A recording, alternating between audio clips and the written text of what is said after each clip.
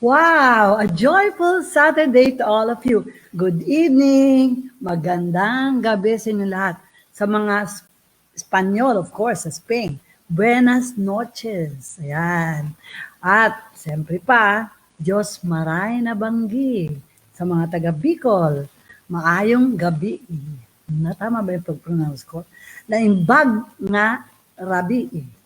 At sa mga Ilongga, medyo malambing yan eh. Maayong gabi. Okay. Tama siguro, no? And anyway, sama-sama na naman tayong lahat sa gabi nito. And I'd like to welcome all of you, our viewers, first-time guests, all our members in the Philippines, in the United States, Canada, UK, Spain, Germany, South Africa, Uganda, Africa, Netherlands, Ireland, Hong Kong, and the UAE. And please join me and the Sam Ministry in our praise and worship. And everybody, let's just stand up and praise the Lord together with the Holy Spirit in filling all our hearts. So may I call now the Sam Ministry in our praise and worship.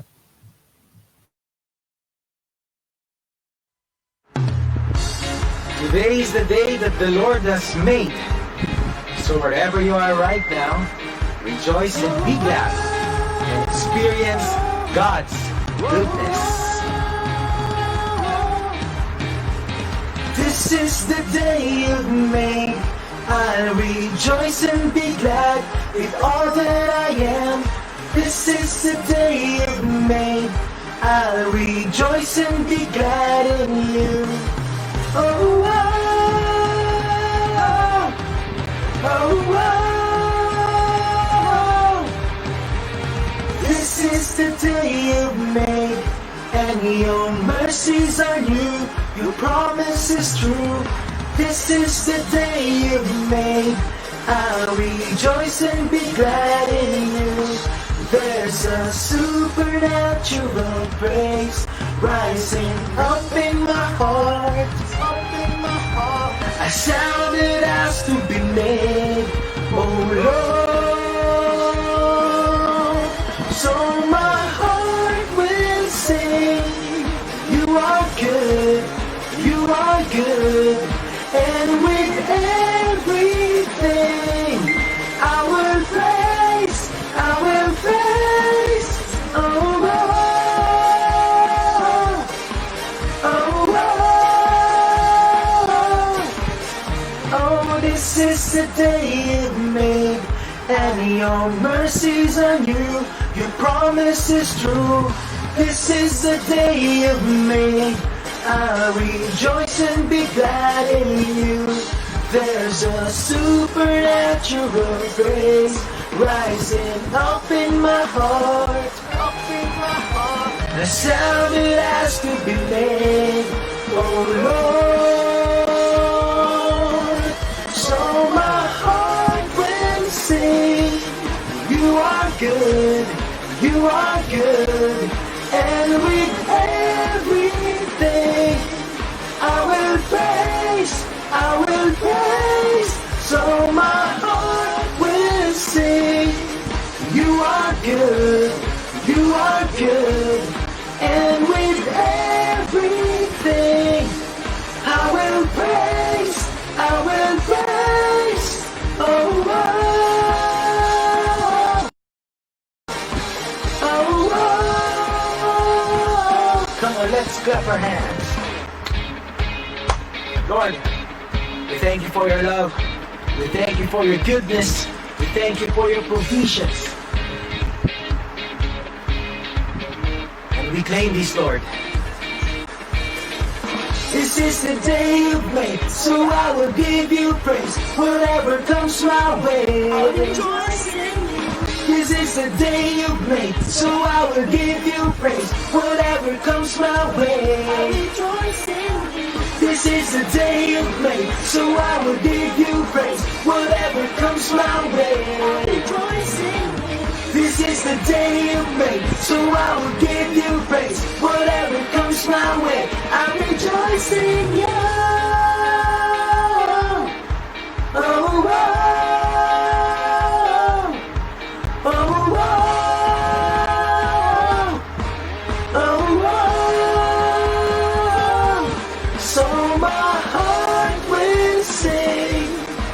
are good, you are good, and with everything I will praise, so my heart will sing. You are good, you are good, and with everything I will praise, I will praise, oh, oh, oh, oh, oh, oh, oh. Lord, we bless your name.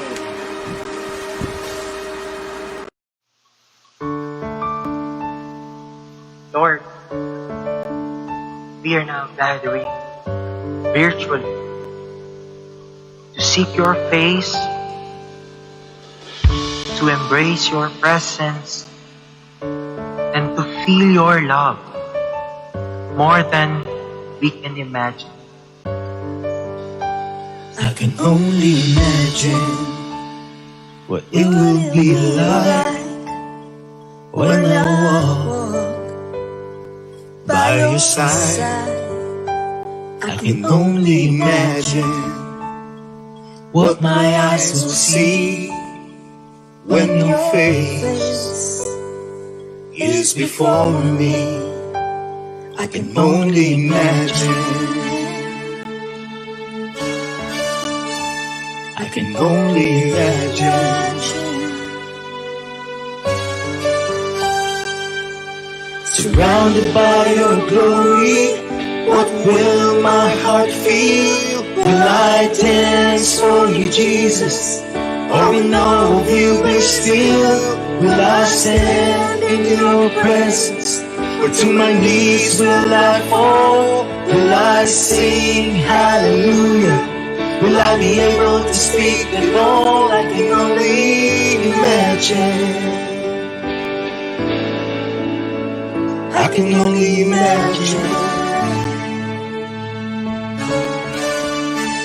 I can only imagine when that day comes and I find myself standing in the sun. I can only imagine when all I will do is forever worship you. I can only imagine. I can only imagine.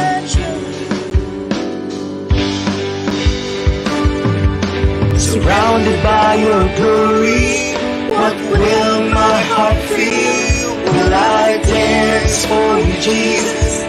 Or in love of you be still? Will I stand in your presence? Or to my knees will I fall? Will I sing hallelujah? Will I be able to speak at all? I can only imagine. I can only imagine.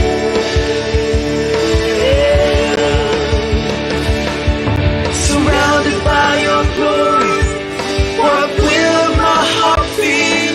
Will I dance for you, Jesus? Or in awe of you be still?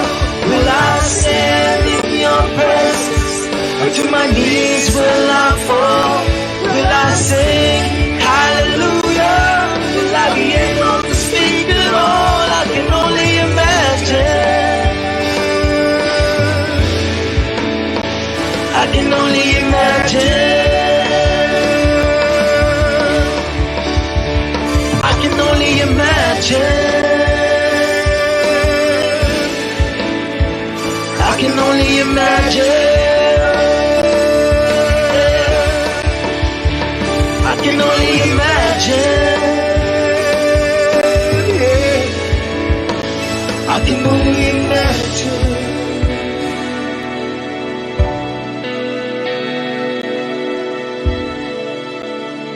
I can only imagine when all I will do is forever worship you. can only imagine.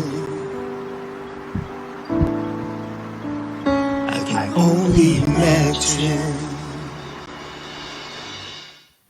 Wow, thank you, Sound Ministry. I can really feel the Lord's presence. Amen. Wow, I can just imagine what it will be when we will face the Lord in heaven someday. Matagal-tagal pa yon, pero ang ganda, hindi po ba? So, everybody praise, everybody worship. Thank you very much. So, guys, please share, like, create your own watch party, and of course, comment where you are right now. Okay?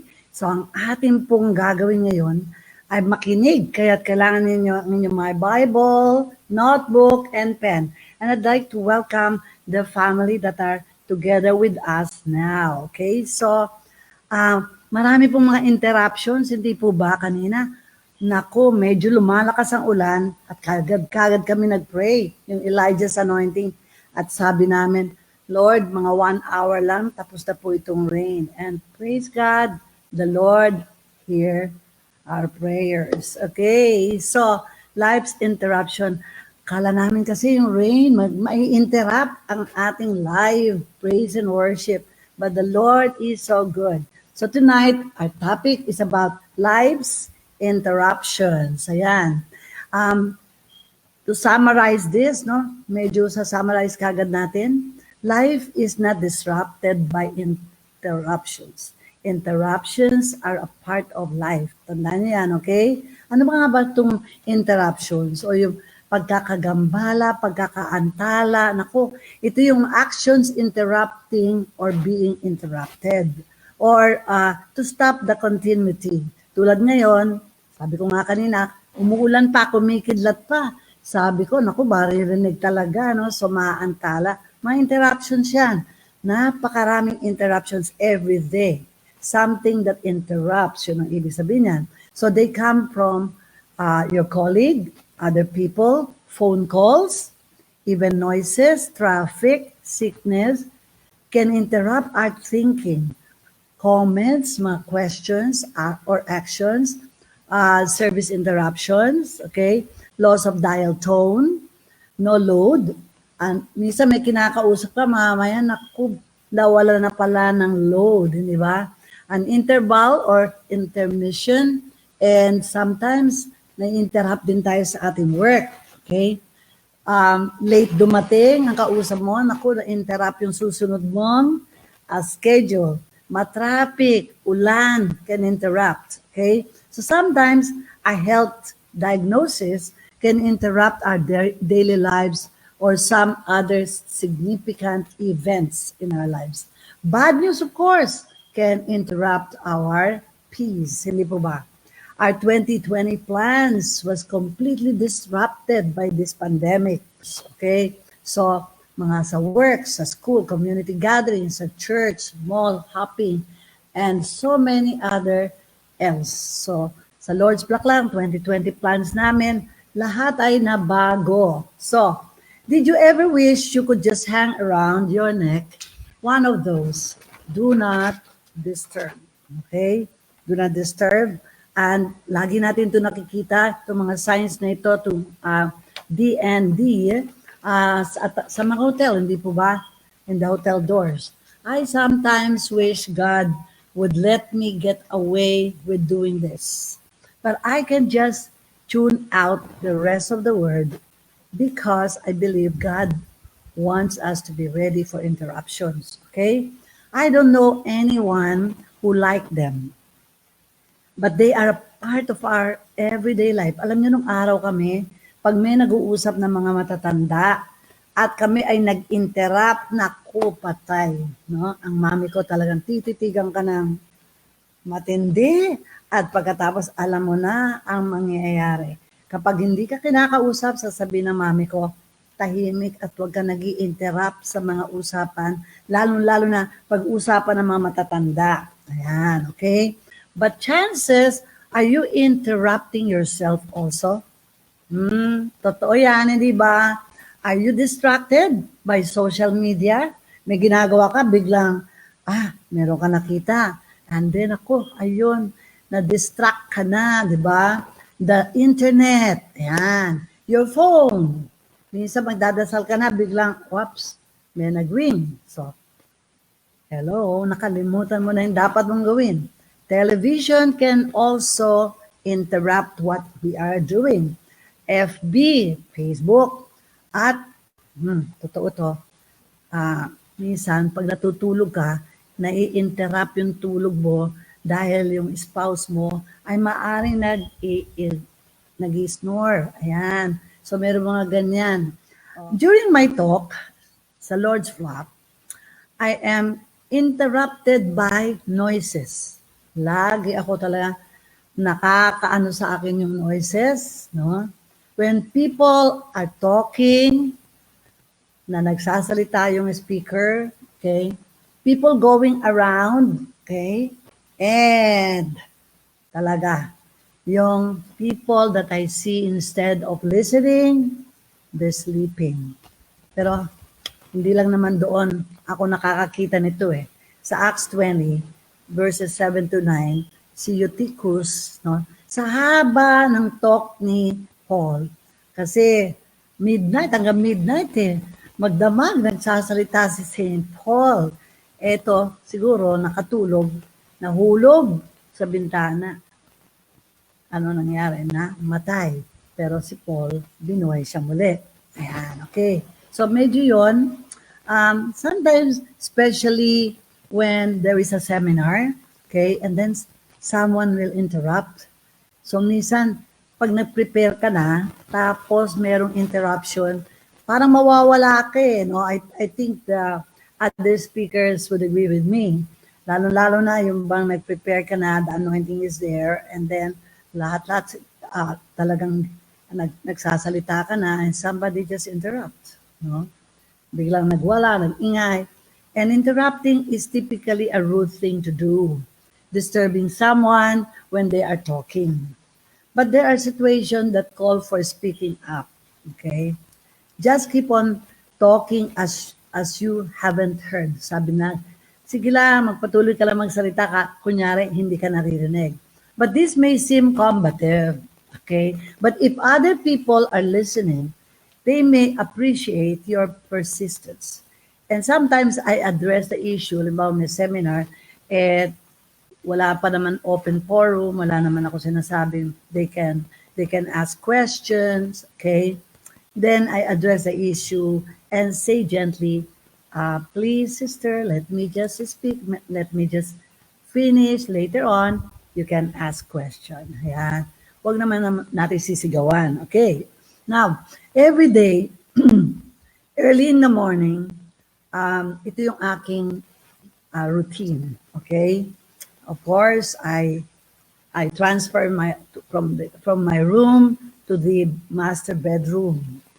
Okay, yung master bedroom namin, hindi kami doon natutulog. Okay, so I lock my room to avoid distractions. During my daily prayer time, after the virtual Holy Mass at 7:30, I check immediately all my text messages, and then I answer text messages.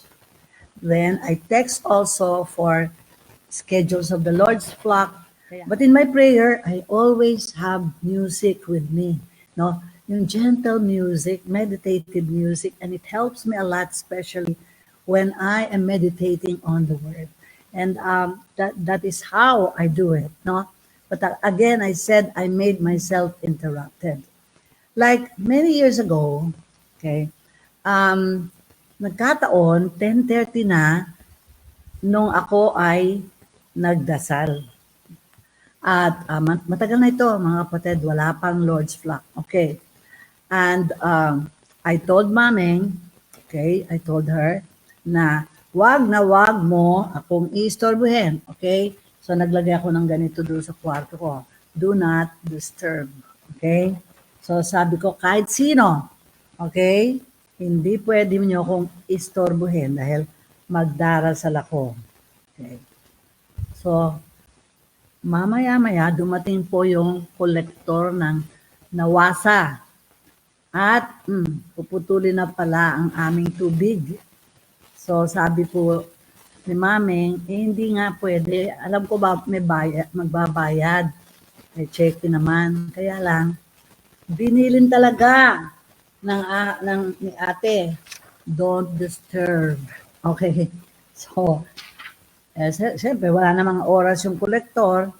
So, sabi niya, sige, puputulan ko na kayo ng tubig. Pag hindi mo patatawagin, bahala ka. Basta, bilin na bilin, do not disturb. Policy. So, cut. Nawala ang aming tubig. Dumating ngayon si Brother Bobby, mga siguro magla-lunch, no? Mga 11 gano'n, mga 11, 11:30, nakaganyan pa ako. Talagang, hindi pa ako tapos mag-pray, mga kapatid, no? So, maghuhugas siya ng paa dahil galing construction. Ako, walang tubig. Kaya sabi niya, Mami, pinutulan tayo. Ha? Hindi ba may pambayad naman? Bakit tayo naputulan? Kasi sabi ni ate, do not disturb. Kaya, pambira ka naman, nasan ba siya? Ayun, nagdadasal pa ako. Biglang, tinapik ako. Tumigil. Sabi niya, tapusin mo na yan, wala na tayong tubig.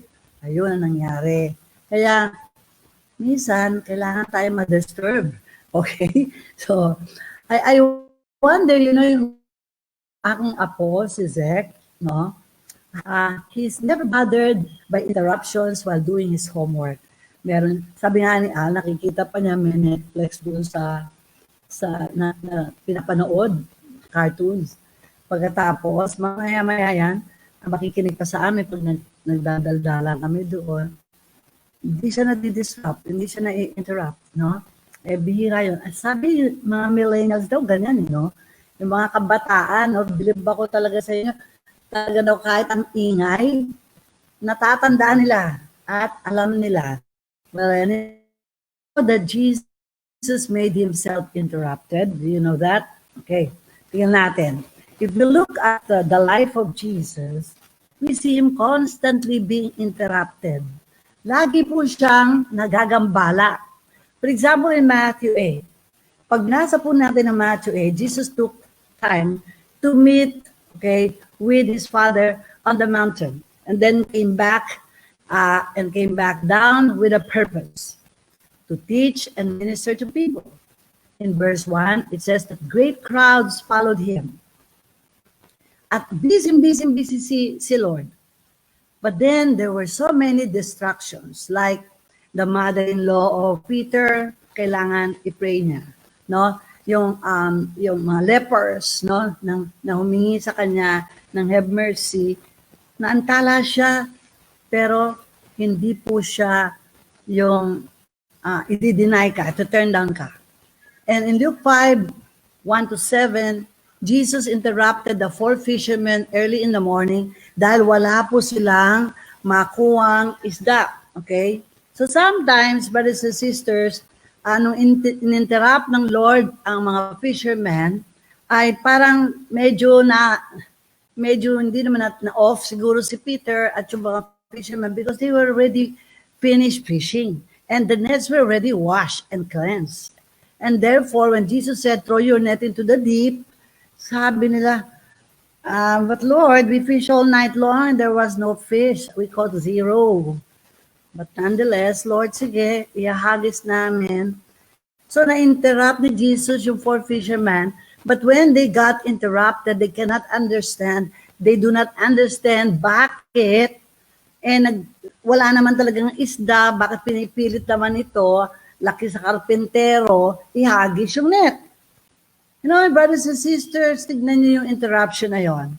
No? May purpose pala si Lord. Because there, when they obeyed, they caught a lot of fish na almost magbe-burst na yung kanilang net. So sometimes, brothers and sisters, may ginagawa ka, hindi mo pinapansin, meron palang gagawin ang Panginoon. Ini-interrupt ka kasi may gagawin siya sa iyo. Ayaw ka naman magpa-interrupt. In John 6:1-3, Jesus and disciples were so tired. They needed to eat and rest. But where they were interrupted by a large crowd that came and followed them. So they were supposed to eat, isn't it? They were supposed to eat, but the Lord, forget about what he wanted to do. what he did is to find food for the 5,000 men to feed them. So na-interrupt yung kanilang gustong gawin. Kaya nga siguro yung mga apostles niya medyo na ano na naman. Ito na naman itong mga taong to.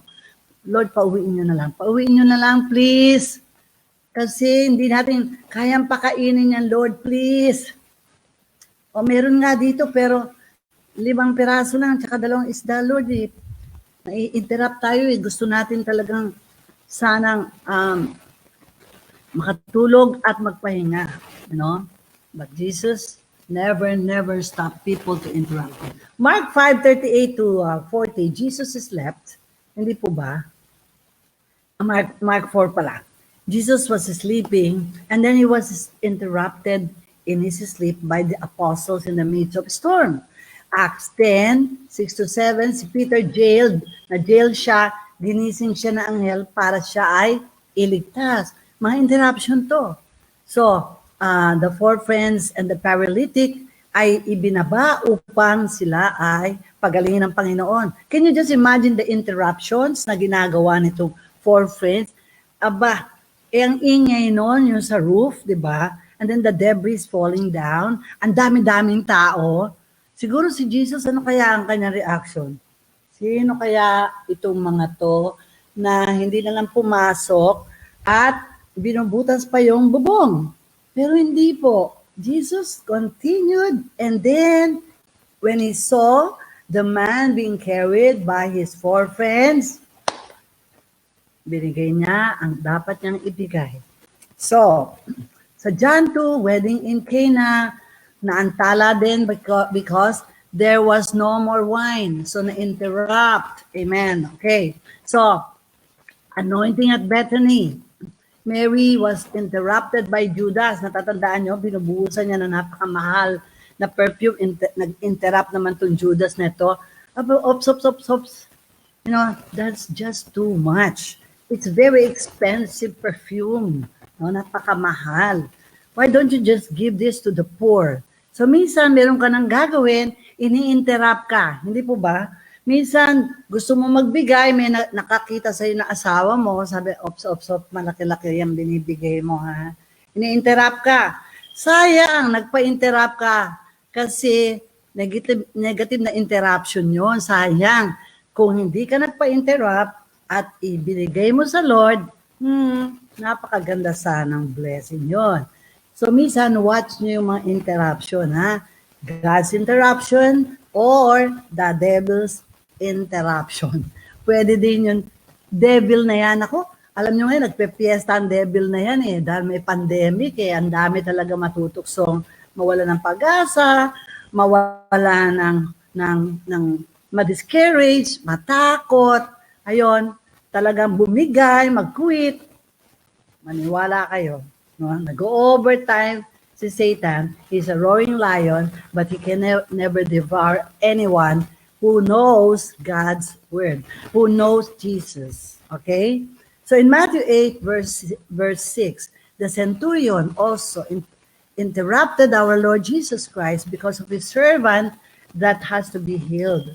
Pero sabi niya, pakisabi mo kay Jesus na, I'm not even worthy that he enters under my roof, but only say the word and my servant will be healed.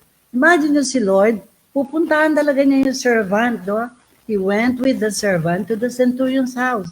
So, tingnan niyo how busy Jesus was, and yet he never turned you down. Amen? So tonight, the Lord is interrupting your activities, maybe because he wants to speak to you. People just came up to him with every problem that they have. And it just goes on and on and on and on. You know, you should remember that we also need to be interrupted. Okay? We also need to be interruptible. I'm not saying we have to solve every problem we see, but we need to follow as the Holy Spirit leads us. That means we have to be available for the Holy Spirit. Alam niyo, one time, we will have, I think we have a retreat at the time, And syempre pa, pag-retreat, ang dami pong teachings na piniprepare ko eh. No? And so, I said, okay, do not disturb. Okay? Then, somebody called my phone. So I picked it up and I said, hello. Pero wala, hindi po siya nakasagot. So I saw the name. I know the sister. So I turned it off and tried again to answer the second call. She called again and the same thing, well, hindi po kami magkarinigan. And so that I thought like, okay Lord, siguro sign ito na ako'y magpapatuloy mag-aral. Okay? And praise God, while I was already studying, then she called up again and lumipat po ako ng place kasi alam ko, doon sa inuupuan ko, talagang hindi ko siya maririnig. Hihirapan siya o ako. Magpapatid-patid. But I thought like, okay, siguro hindi naman importante yon. But you know, she called up again and I took the phone outside to a better location sa office ni Tatay Bob. And there I heard her voice. And my God, she was crying because many days or 3 days ago, the Lord told her, call Sor because I will speak through her for you. At doon, alam niyo yung interruptions na yon, ay meron palang gustong sabihin ng Lord sa kanya. And I don't know, but I just said something and that was the answer to what she needed. So we need to ask the Holy Spirit. If there are times we are going to be interrupted, maaaring hinahayaan nyo ng Holy Spirit para sa atin. That means we have to be available for the Holy Spirit because He is the one guiding us every day. Amen. Okay. Maybe the greatest story of someone allowing himself to be interrupted is the story of the Good Samaritan, which is in Luke 10. There was a man on his way from Jerusalem, on his way to Jerusalem, to Jericho. Okay. He was robbed, nanakawan, stripped, beaten, and left for dead on the side of the road. There were 3 people stopped by. Okay, 3 people. The first is a priest, and he walks by, but pretends he doesn't see it, and moves along. The second, a Levite, but he saw the man, pero nag-iba siya ng daan. He ignored the man. Not looking good, sabi niya. Nakakatakot ka, dearie. Finally, a Samaritan walks by. The enemy of the Jews fixes him up and makes sure that the man is in good care. Only the Samaritan was willing to have his day interrupted. The two, no, wala. We must be ready to allow ourselves to be interrupted by God. God will constantly cross our path and canceling our plans by sending people with claims and petitions. Alam nyo, especially you leaders, kailangan natin na tayo po ay gagamitin ng Panginoon para sa iba. Do you have time for these people, brothers and sisters? Lalo na talaga, I am speaking from my own experiences. There's so many people, brothers and sisters, of the members of the Lord's flock, mga guests ng Lord's flock, dinadala sa Lord's flock because they wanted to ask something. They wanted to pray for them. They wanted, they wanted some help spiritually. We may pass them by, brothers and sisters, because we are just preoccupied with more important tasks. Minsan, alam niyo pag umuwi po, bansag nila sa akin sa Lord's flock may istasyon. I have a lot of stations. Bakit po? Kasi I am the last one to leave the Lord's flock. Totoo po yan. Sa dami ng trabaho ko, God has given me the grace to be able to, we should be the reflection of Christ. People would like to experience, the love of Jesus. People love to see, to experience a living Christ. Love, love to be embraced, to be given encouragement. And Jesus, he wants us to be conformed like him. And this is what he said, to love him and to love others as you love yourself. So Jesus wants you to be his vessel because physically he may not be here anymore. Of course. Hindi po ba? Nasa langit na siya. But we are part of his body. And therefore, tayo po ang kailangan niya. Kaya lang, if we don't want to be interrupted, he cannot use you. Nakakaawa, we pass by people na may mga petition, may kailangan, we don't have time. We always look at our watches.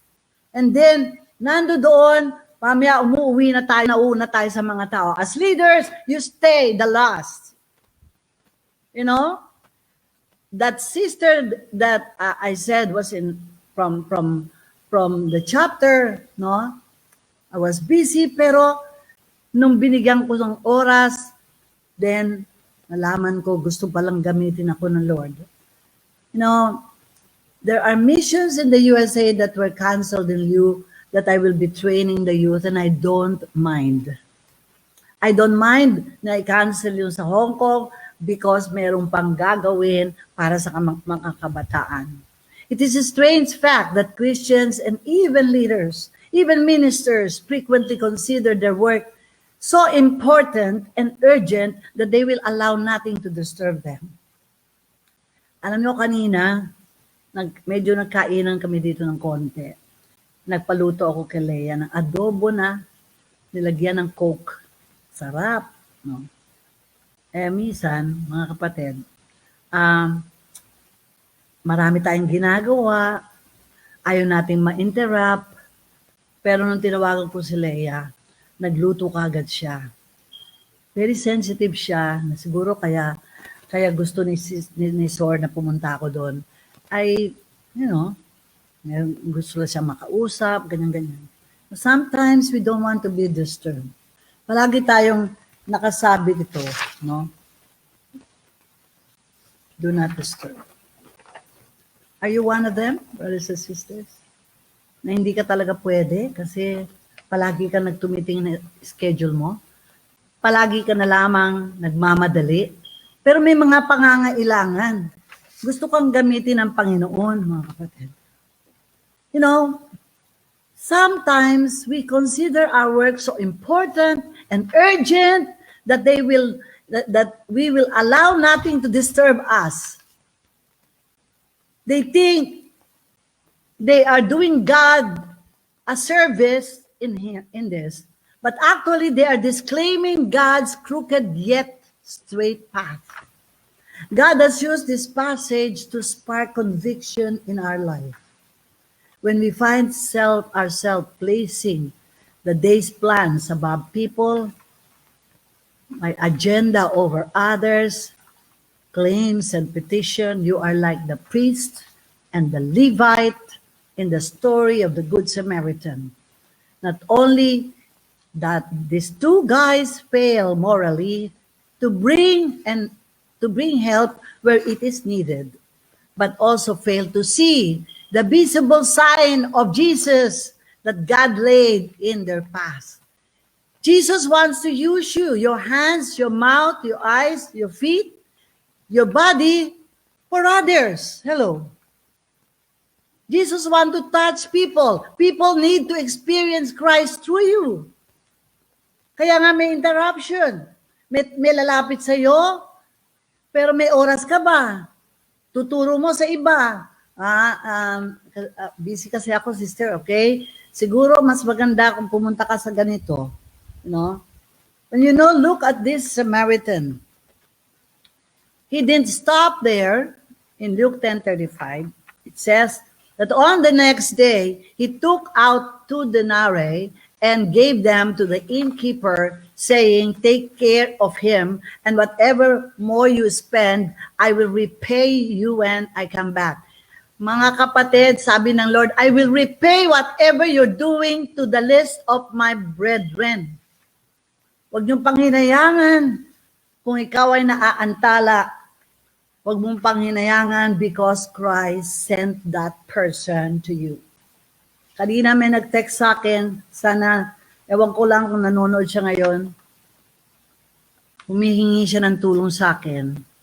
Kaya kagad-kagad, sabi ko kay Leia, tawagan mo kung paano mapapadala.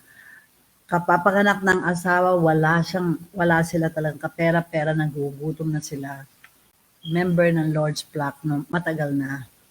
Pero kahit lang hupang gatas ng aking anak na bagong panganak, you know, at yung kanyang isa pang anak na bunso na 1 year mahigit. The Samaritan didn't put limits on his ability to be interrupted. He sacrificed of himself even further. You know, we all have limits on our patience. But I believe God wants us, wants to stretch them. Minsan, wala tayong oras. We're so impatient with people, especially pag wala namang, parang hindi importante sa atin. Hindi po ba? Namimili tayo. Our time is God's time. God has anointed us, okay, with the Holy Spirit, as well as He has given us the gift of time to use to serve others. Are you noticing people? That's my question. Are you generous with God's time or stingy? Do you have time to let someone get in line ahead of you when you've got a cart full of groceries? And if you will take the do not disturb sign of our life and begin to make ourselves available to God, we will have the privilege of sharing in the happiness He brings to other people through you. There's nothing wrong with plans as long as we build the margins to be available to God. So go with your plan until He interrupts it. Kasi minsan plano ka ng plano, i-interrupt ng Lord kasi mali ang pinaplano mo. Hello? And when He does, whatever time you spend doing what He asks you to do, trust that He will redeem it back to you. Remember, we're blessed to be a blessing. And a bigger blessing we are, the more blessed we will be. Ulitin niyo yan. We're blessed to be a blessing. Amen. Let us be a blessing to others. Interruption is God's invitation. God is inviting us to see all around us, in the lives of others, in our conversation, in our services, those who are in need, to be like Jesus who made Himself available. So in other words, brothers and sisters, what's next? How can we recognize God-sent interruptions to our daily walk? Well, when life interrupts, Jesus brings reversals. Tandaan niyo yan. So John 4, Samaritan woman had 5 husbands and the 6th kabit pa rin niya, di ba? Pero nung makilala siya ng Panginoon, na-reverse ang kanyang buhay. She became a very, the witness of Jesus to the Samaritans, and more Samaritans went back to God. Okay, sometimes, brothers and sisters, katulad ng buhay natin, hindi po ba tayo ay binago ng Panginoon? Hello? So, my own life's testimony. Alam niyo naman kung sino po ako nung araw, kung ano ko kasama noon. The sympathize with the evil. A very worldly woman. But now, I believe I am a woman of the Word of God. My brothers and sisters, minsan, inire-reverse yung Panginoon kasi meron siyang gagawin. One time, na-delay po kami sa San Jose. Galing Iloilo Airport, we were going to Antique. And then, 3 lang kami babae, tatlong sisters. Bigla kaming na-interrupt kasi nasira yung kotse namin pagbaba lamang ng bundok. No? And there were hundreds of people waiting for us in the church. And you know, my brothers and sisters, hindi namin ko alam bakit na-interrupt kami doon. And of course, medyo mag-aalas 6 na po, wala pa rin nakakatulong sa amin. Pero bigla na lamang po dumagsa yung napakaraming tao doon at nakilala ko nung isa, nung malaman na taga Science and Wonders, may radio program pa noon eh. So nung malaman niya, nagtawag lalo, and then, alam niyo mga kapatid, may pinapray over sa akin. Na-delay po yung daan-daan o libo yata yung nasa church, no? May pinapray over ako doon na Batang Bulag, mga kapatid. Hindi ko kalain na yung pag-aanta lang yun, gagamitin ako ng Panginoon para mabigyan ng paningin yung bulag, mga kapatid. Nakakita po yung bulag instantly, brothers and sisters. So when there is a delay, when there's interruption, don't stop God from using you. Number 2, when life interrupts, Jesus can bring revision. Alam niyo, bago i-publish yung mga libro na sinusulat natin, lahat ng dami revision, before we publish, no?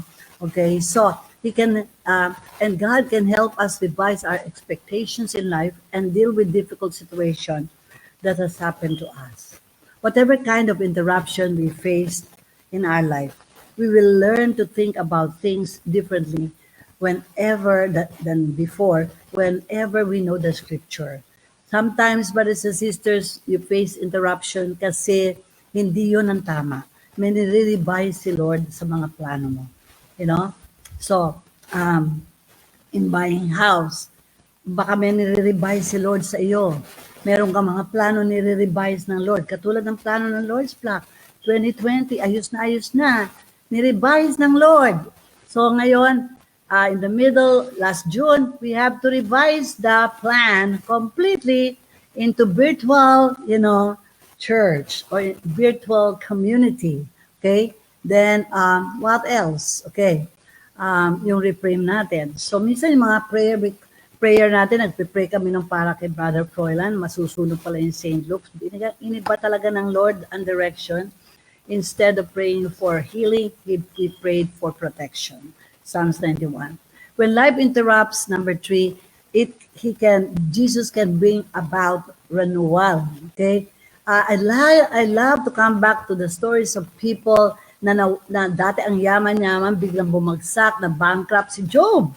But after the interruptions ng Lord sa kanya, para to prove na siya talaga ay nagmamahal sa Diyos, Job's wealth and everything was again brought back twice as much as he has lost. In conclusion, brothers and sisters, remember that Jesus can do in difficult circumstances natin to reverse, to revise, and to renew situation in your lives. Okay? He can give us the strength to carry through the interruptions of life, lalong-lalo na ngayon, ang dami yung plano na interrupt.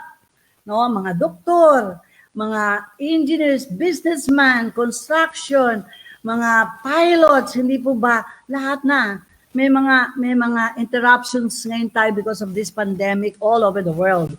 We learn to depend on God and to trust Him more. Then we realize that we cannot always control the path of life we must walk. So tonight, lahat ng mga may interruptions, huwag kayong matakot. I-revise, i-restore, i-renew ng Lord lahat. Okay, let's pray. Lord, we thank you that you have given us health and strength to conclude another week in your service. We thank you for all these undeserved blessings for our work, for our family, for our daily care and protection, for your word tonight, for peace of mind, for our community, the Lord's Flock, for our country, all over the world. Help us our daily to remember that all your blessings come from you, and that without you we would be miserable. Without you, we'll be hopeless and helpless. Grant us your care and protection. And tonight, give us refreshing sleep in preparation for another blessed worship for you tomorrow, Sunday, in company with fellow believers. Keep us and all others in your path tonight, particularly the young. Protect them from the sins and follies which Satan tries to ruin their lives, O Lord. Preserve our country in peace. Guard our church against indifference and false teachings, and make our schools nurseries of useful knowledge for the young. Comfort the sorrowful, provide for the poor, and use us according to your good pleasure in carrying out your work on earth. Show us the needs of others and move our hearts to work of charity and love. And each week and each day, draw us closer to you, to the saving faith in Jesus. And when this life is ended, receive us into eternal glory. Amen. In the name of the Father, the Son, and the Holy Spirit. Amen. As we close, thank you for joining us again. Until next week, have a wonderful evening. And brothers and sisters, don't forget, God can interrupt you, but let Him interrupt you. Amen. So let's just stay for our announcements. Good morning, everybody.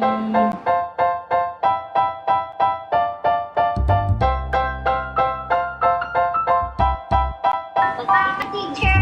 Bye, everybody.